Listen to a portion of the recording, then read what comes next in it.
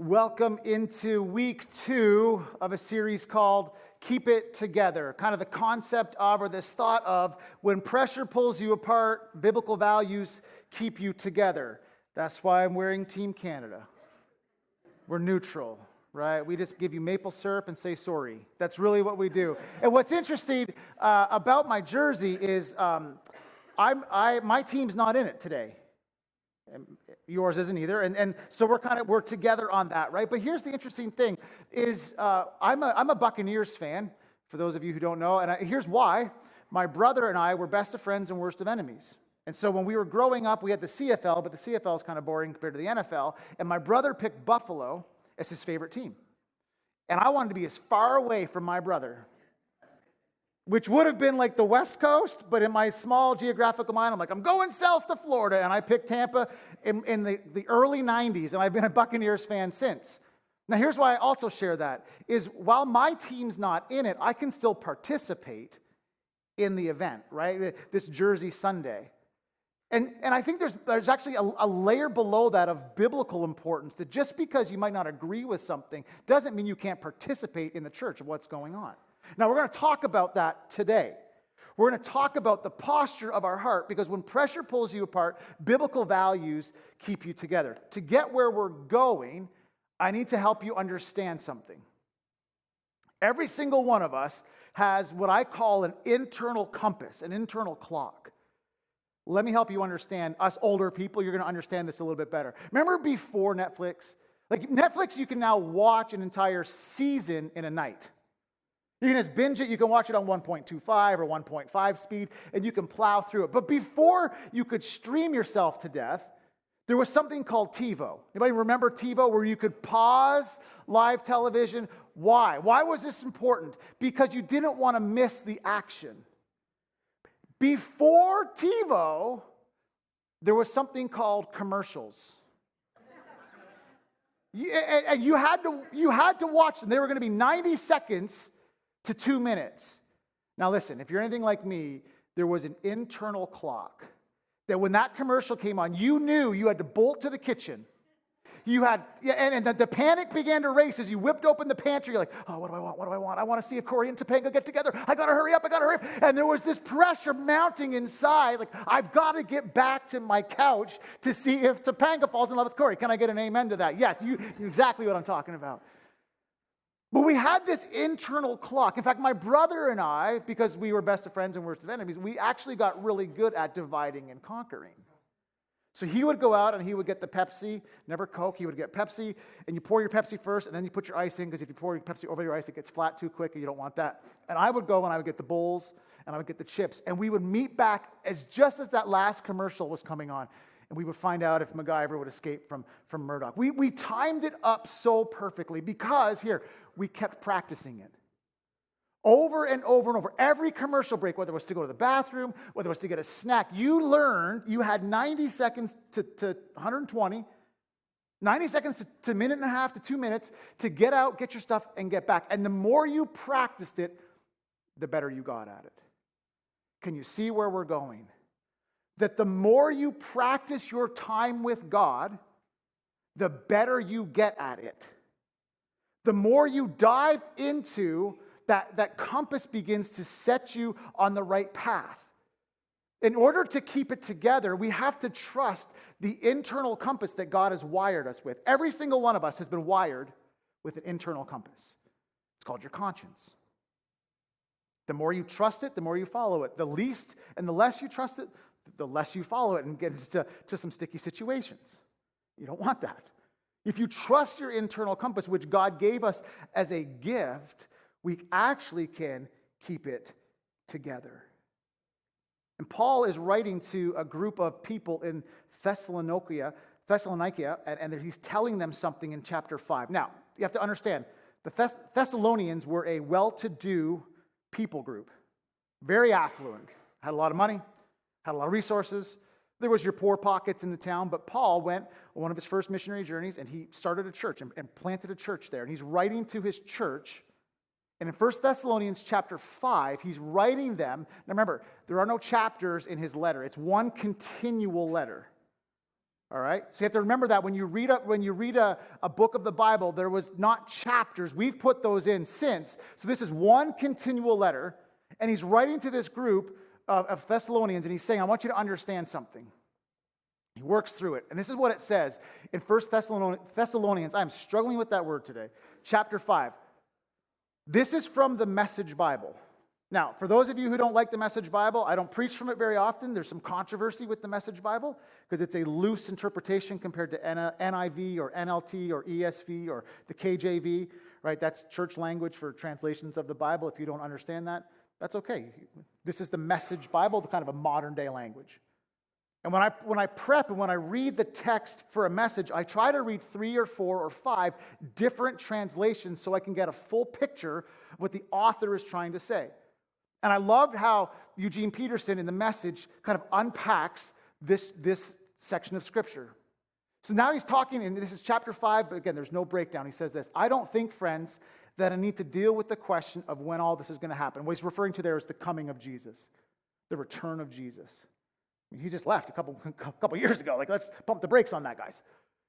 You know as well as I know that the day of the Master's coming can't be posted on our calendars. He won't call ahead and make an appointment any more than a burglar would. I just love this translation because it's like, hey, I'm coming over to your house to rob you tonight. Is that cool? Like, no one does that. And Jesus is not going to do that to us either. He's not just going to put it on your Outlook calendar invite. Can I come back tonight? Check yes or no. Like, he's not going to do that. So he's like, I'm telling you, we don't know when it's going to happen. About the time everybody's walking around complacently, congratulating each other, we've sure got it made. Now we can take it easy. Suddenly everything will fall apart. And it will come as suddenly as inescapably as birth pangs to a pregnant woman. And if you've been pregnant, you can resonate with that. You understand. Like, they come out of nowhere, the Braxton Hicks contractions, right? But friends, he says, you're not in the dark. So how could you be taken off guard? You are sons of light. Check that out. You are sons of light. You are daughters of the day. And we live under wide open skies and know where we stand. So let's not sleepwalk through life like those others. Let's keep our eyes open and be smart. See, people sleep at night and get drunk at night, but not us. We are creatures of day, so let's act like it. Walk out into the daylight sober, dressed up in faith, love, and the hope of salvation. I want to pause there for a second. I want you to understand something. This is what he says. You are sons of light. You are daughters of day. We live under wide open skies. I want you to catch that. You are a son of light, a daughter of day, which means your past is not your definition. Your past doesn't define you. Your past mistakes, your past guilt, your past pain, your past shame, you are not your dysfunction. You are not your overeating or your overcompensating. You are not your obsessive compulsion disorder that keeps people from seeing you, the real you. You are a son or a daughter of Almighty God. That's who you are, not those other things. And sometimes what Paul is telling the people here, but he's also telling us today, is you need to stop letting other people define you. And remind yourself that you are a son of light, a daughter of day. And the enemy wants to keep you crippled. He wants to keep you in a negative thought pattern and ignoring that compass that's inside of you, that internal, I know right, I know wrong. And he wants you to ignore that to get you off track. But you are a son of light. You are a daughter of day. Then he continues on. And he says this, God didn't set us up for an angry rejection, but for salvation by our Master, Jesus Christ. And he died for us a death that triggered life. His death triggered your life. This is one of the reasons why I'm using this translation, because I just think it's so cool, the word, the imagery that he uses. A death that triggered your life and my life. His death triggered that. So whether we're awake with the living or asleep with the dead, we are alive with him. He didn't set us up for an angry rejection. I love that. So, he finishes off, speak encouraging words to one another. Build up hope so you'll all be together in this. No one left out, no one left behind. I know you're already doing this, a little bit of an encouragement, but just keep doing it. That's why we wear jerseys. We join together, build each other up. Seen some great jerseys today, some fun ones. We're in this together. Whether your team's in it or not, you can still participate, right? And that's what Paul is reminding us. What Paul is telling us here is that your posture matters. Have you ever thought about your posture, like actually how you sit? Some of you are sitting up a little straighter. I'm watching you. You're like, well, yeah, I was slouching a little bit there. Well, because sometimes it's just easy to slink.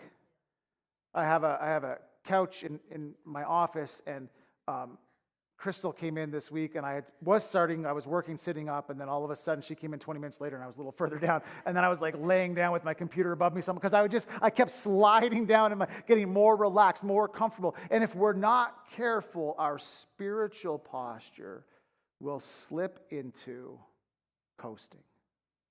Our posture actually matters.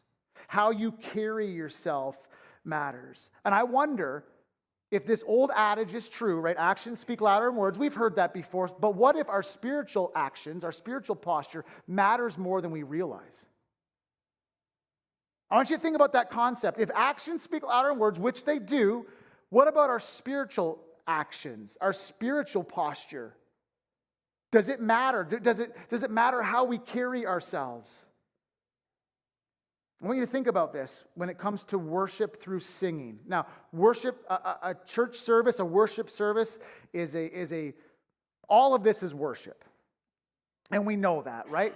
But when we talk about worship, oftentimes we talk about worship through singing. Like good worship today, Pastor. Good worship by the team. Good worship by the congregation. It's usually referred to as singing. Now, the message time is worship and our offering is worship. I'm not discounting that, but the posture during worship. Do you raise your hands during worship as a signal of surrender, a signal of adoration? There are some that do, but let me help you out for the majority as someone who stands on the platform most Sundays. Nope, you don't. But what if our posture matters more than we realize, even when it comes to worship? What if hands raised in worship, which feels awkward for us traditional Wesleyans? We don't do that, Pastor. Hands got to be down. But what about the Psalms that specifically talk about hands up, raised up? Psalm 145, the Lord sustains all who fall, and he raises up all who have their heads bowed down. He picks up, he raises up, he lifts up. The Lord opens the eyes of the blind and raises up. He brought me out of the pit of destruction, Psalm 40, verse 2, out of the miry clay, and he set my feet up upon a rock. Exodus chapter 17, when Moses has his hands up, the Israelites are winning the battle, the fight. When his hands fall down, when the posture becomes weak, when the posture becomes slumped, they lose. What if our posture actually matters way more than we ever even thought about? I will praise you as long as I live, lifting up my hands to you in prayer. We don't do this very often. And yet it's in the Bible, and so it matters. What if the posture matters? May my prayer be set before you like incense. May the lifting of my hands be like the evening sacrifice. What if the posture of your heart, when it comes to worship, actually makes a difference to the spiritual posture of your soul? This is hard. There's no verses that make any mention of keeping your hands lowered, hands in your pocket. It says raise your hands up, lift your hands up. So how do we shift the posture of our heart? How do we actually get to this? And I'm definitely not trying to passive aggressive slap your hands because you don't raise your hands in worship. What I'm trying to help us understand is our posture matters more than we realize when it comes to worship. So how do we change that? How do we shift our mind or shift our perspective? There's a guy in the Old Testament named David. You've probably heard of him.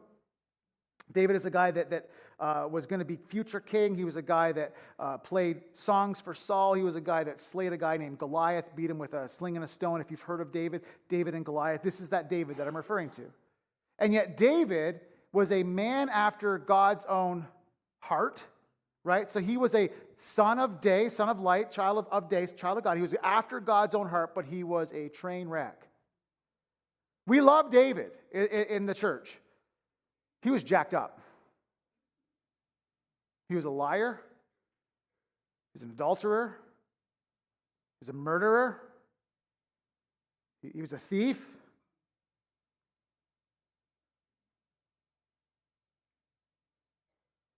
In fact, if you read about David and Bathsheba, the whole story is brutal.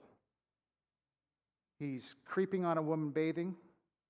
Doesn't fall in love, he falls in lust. Because of his power and authority, calls her over to his castle, to his kingdom, sleeps with her, gets her pregnant, tries to cover it up by having her husband murdered. Dude is a train wreck. And we're like, yeah, David! But there's something about David that he was a man after God's own heart. There was something about David, and this is the posture that I'm talking about, because he was a man after God's own heart, and yet he continually said, God, how long are you going to forget me? I'm calling out to you. How long will you turn your face from me? Well, of course, David, you're a mess. Of course he's going to do that, right? That's how we think. Of course God's going to ignore me. I messed up. Of course God's going to forsake me. I can't keep my life together. Of course God's not going to turn his face towards me. I'm going to keep walking in circles looking for him because of that mistake that I made 23 years ago. Of course he's going to do that. We have the same mentality as David.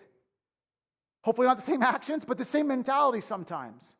How long will I walk in circles? Would you just answer me, God? Please answer me. Can I tell you, I've been stuck here for a little bit. If I can be transparent, which I am. I'm stuck here. Just answer. I am waiting, God, for the breakthrough. Answer me. Please. I've trusted in you, yet you seem so distant. This is all King David in the Psalms. Consider me and answer me. Hear my cry. Bring healing to my soul. This is the guy that was after God's own heart. Just like you, just like me, filled with fear, anxiety, worry, stress, and burdens. Yet, he is willing to do something that many of us aren't. I want you to hear this. This is where we shift our posture. This is how we trust this compass that's inside of us. Are you ready for it? This is what David says. Search me, O God, and know my heart. Test me and know my thoughts, my anxious thoughts, and point out anything in me that offends you. We'll pray this one, but we'll stop and not give him permission to do this part. Point out anything in me that offends you and lead me along the path of everlasting life. And like I said at the beginning, I try to read 3 or 4 or 5 different versions, and the Message version is just so good. Investigate my life, God. Find out everything about me. Cross-examine me. Get a clear picture of what I'm about. Get a clear picture. Point out. Cross-examine me. If you're into law or you follow, I'm a John Grisham novel guy. I love Grisham. And the cross-examinations in the book, they're just drilling at. They're digging into, finding out if they really did it. You're giving God permission to drill down. Are you willing to do that? This is where we differentiate from other people. This is where we say, God, search my heart. You can have it, and then point out those things.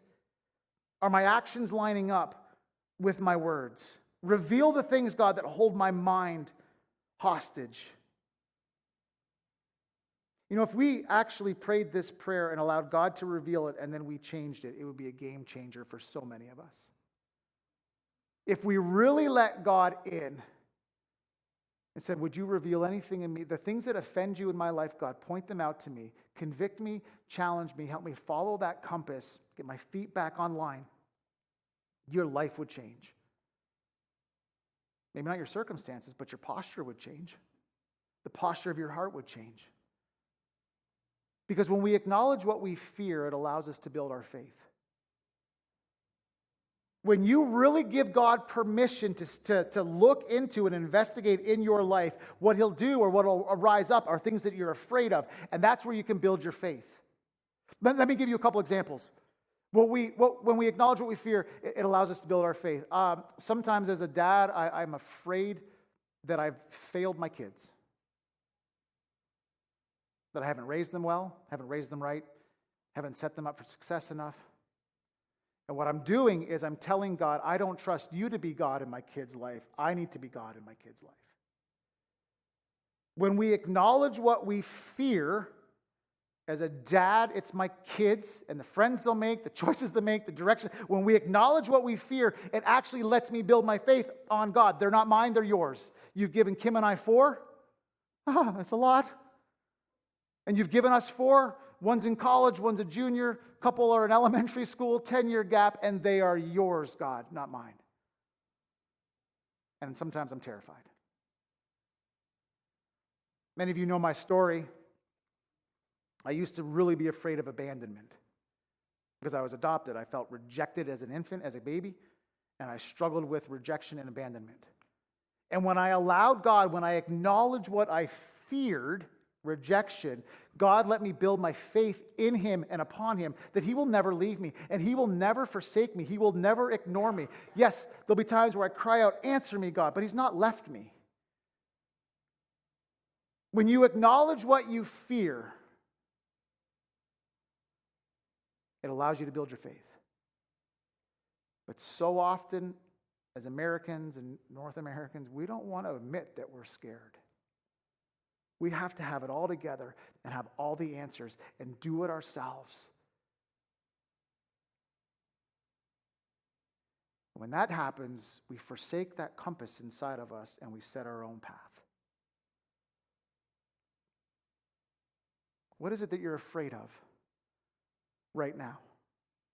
Will you acknowledge it and allow it to build your faith? If you're paralyzed with fear, you can actually shift that perspective and that posture and allow it to build faith in God that he will take care of you. He will be with you. He will never leave you. He will never abandon you. Maybe a different way to put it is, what was the posture of your heart like? Just say a month ago. Towards God, how was your posture towards God a month ago? What about last year this time? We just crested into 2023. What was the posture of your heart like then? Or go 5 years back or 10 years back. Have you grown in Christ or have you shrunk in Christ? Right? There's no plateau. I hear people say, I've plateaued in my relationship. There is no plateau. You're either growing or declining. As Andy Dufresne famously said, you either get busy living or get busy dying, right? That's the reality of it. There's no plateau. You're growing or you're declining. 1 month ago, 1 year ago, 5 years ago, 10 years ago, what was your relationship like with Jesus? Have you grown in it or have you shrunk in it? Has it decreased, declined? Have your hands gone up towards God or have they gone down towards God? Search me, O God, know my heart. Point out anything in me that offends you and lead me along the path of everlasting life. Are you willing to give God permission to point out anything in you that offends him? Notice that David didn't say, search me, O God, and then point out what's wrong with Saul. Search me, God, and then point out my brother's stupidity. And then I will go over there and I will correct it. Search me, O God, and let me confront my dad, because the big brothers got to go to the battle and I had to bring cheese. I got a bone to pick with my pops. So point it out in him, and then I'll go correct it. And we laugh at that, but you know what we're good at? We're good at pointing out what other people are doing wrong. And some of us are really good at taking to social media to point it out. It's not what David says. It's not what God wants. Are you willing to give God permission to point out anything in your life that offends God? Oh, man. The end. Close the book. Walk home and cry. This is a big one. Will you allow him? It's interesting, this internal compass thought. This past this past, it was probably Tuesday or Wednesday morning. I don't remember which morning it was specifically. And then it actually happened last night again, which is funny and ironic. We have a dog. Now, I've shared about my dumb dog. Maple is her name, and I love her. And sometimes I loathe her. Like, we have this love-hate relationship, me and my dog, and I love her to pieces most of the time. And there's something about my dog, though, that is just crazy because she knows when there are deer in our backyard, and I don't know when they're there until she gets up and gets pacing. Now, I shouldn't admit this, but I'm going to admit it. I like to let my dog out to chase the deer off my property because they have ticks, and I don't want ticks. Like you can see them dropping off there. It's not that bad, but it's close. And so every time I see a deer, I'm like, go get it, Maple. And she goes. She just chases them off. So it's Tuesday morning or Wednesday morning. And I'm standing at the back in our kitchen. There's a window that looks out into the forest, really, because I'm from a concrete jungle, and it's still a forest to me. And she is pacing and whining and whimpering. And I'm like looking out. I don't see anything. And a minute or two later, here they come down the hill and across our backyard. She knew, like, she has an internal compass when it comes to the deer. She can sense them, she can hear them, she can smell them. She couldn't see it. And last night we were standing in our driveway, we were having a bonfire and making s'mores and all that fun stuff. And all of a sudden, she just starts going crazy. I'm like, what is the problem? And sure enough, there they come down the hill. She knew they were coming. The internal compass of my dog is unbelievable when it comes to deer. Don't ever quote me on this. I want to be like my dog when it comes to my internal compass to Jesus. That just, I know when something's off because I've given him permission. I know when something's coming. I know when I'm about to mess up and I'm going to avoid it. I want that internal compass that says the posture of my heart towards you, God. When life and pressure pull me away and pull me apart, I will stay with you and stay connected to you on biblical values, right? And that posture of my heart, that compass, I want to be like my stupid dog.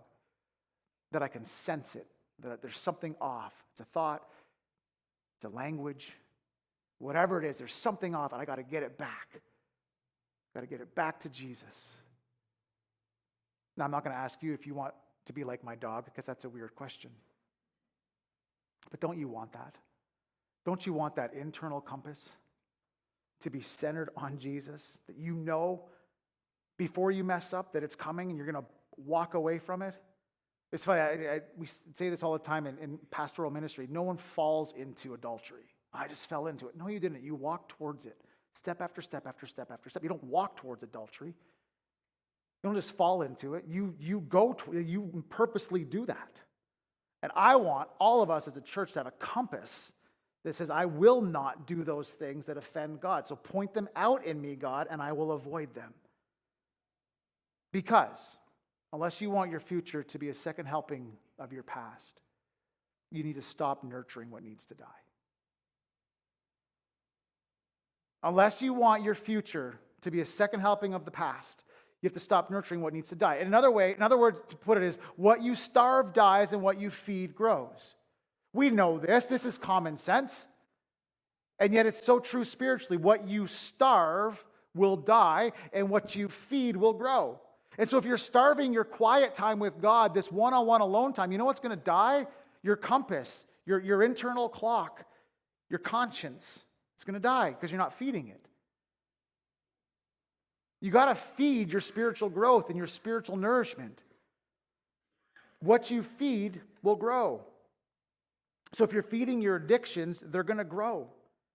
And for a time, for a season, it will feel good, but you'll be dying inside. Show me today, God. Not tomorrow, not the next day. Show me today what I'm doing that isn't lining up with you. So here's how I want to close. And I've used this illustration before, but it's just so applicable, so I won't belabor the point. All of us at one time or another have either driven in or driven through fog. Whether you've been the driver or not, you've probably been in a vehicle driving in fog. What's interesting about fog is it blinds you, right? You can't see as far as you normally could.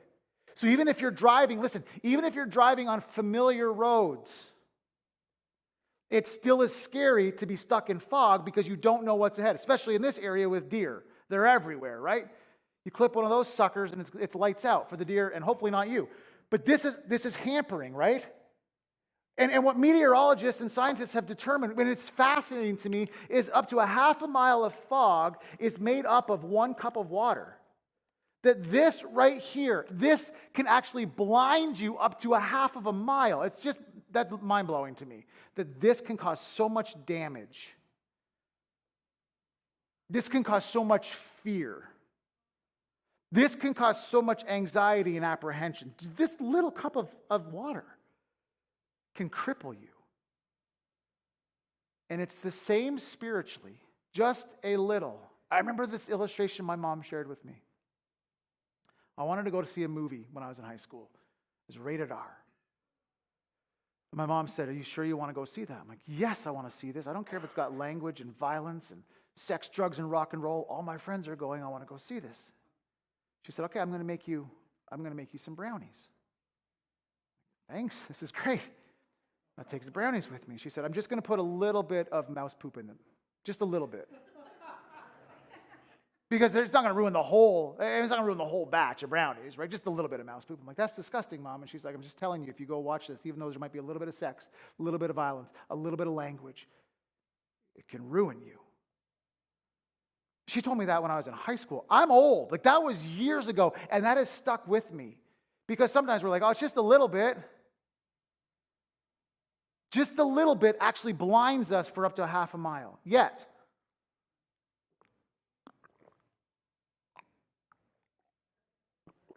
it doesn't take much to get rid of it. It doesn't. Point out the things, God, in me that offend you and get rid of them. The posture of the heart. It doesn't take much to give God permission to get rid of the things that blind you. But you have to be willing to do it. You have to trust that internal compass, that when God says it's wrong, when you're out of line, you're out of step, that you obey. 2 questions. Are you willing to allow God to point out the things in your life that offend him? Not other people, not pointing out their stuff. Are you willing to say, "God, point it out"? When you drive home today, you're driving home with your spouse, you're driving home with your kids, you're driving home by yourself, just quietly. Are you willing to do this? "God, what's in my life that's blocking me from seeing you, that's offending you?" And when he does, because he will, because he's a kind God, what will you do when he points them out? Will you starve them so they die? Those things that offend him, that keep you offline? Or will you continue to feed them and ignore them and blind yourself? That is completely up to you. That's the power of the gospel, is you choose.